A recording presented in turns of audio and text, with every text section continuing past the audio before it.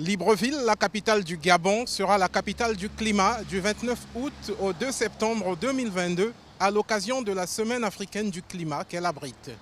Cet événement est un rendez-vous important au cours duquel les participants vont explorer les différentes questions, entre autres la résilience face aux risques climatiques, la transition vers une économie à faible émission et les partenariats pour résoudre les défis urgents. À 24 heures de cette grande messe du climat, les ouvriers s'activent pour finaliser les derniers réglages. Nous nous sommes rapprochés du thème nature. Vous allez constater qu'on a mis 3 couleurs en évidence, à savoir le bleu pour représenter naturellement la mer, le jaune pour représenter l'énergie et le vert justement pour représenter la forêt.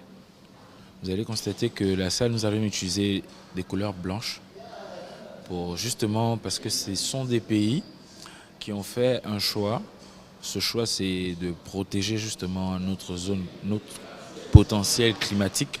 La Semaine africaine du climat de Libreville mettra un accent particulier sur le pacte de Glasgow, conclu lors de la COP26 en Écosse. Le rappel pour le maintien de la température à 1,5 degré Celsius d'ici 2100 sera un signal fort auprès des parties prenantes.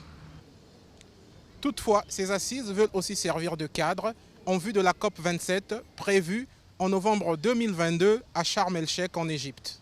Je pense que pendant une semaine, le Gabon va être la capitale de l'Afrique pour les changements climatiques. Donc le continent tout entier vient au Gabon, mais pas seulement l'Afrique. Nous aurions des ONG, du secteur privé, des représentants des gouvernements et des institutions multilatérales de partout dans le monde. En acceptant d'abriter la Semaine africaine du climat, le Gabon veut démontrer ses ambitions de devenir le leader de l'écotourisme en Afrique centrale avec ses 13 parcs nationaux. Le pays veut se sacrifier pour préserver la biodiversité planétaire afin de la transformer en crédit carbone.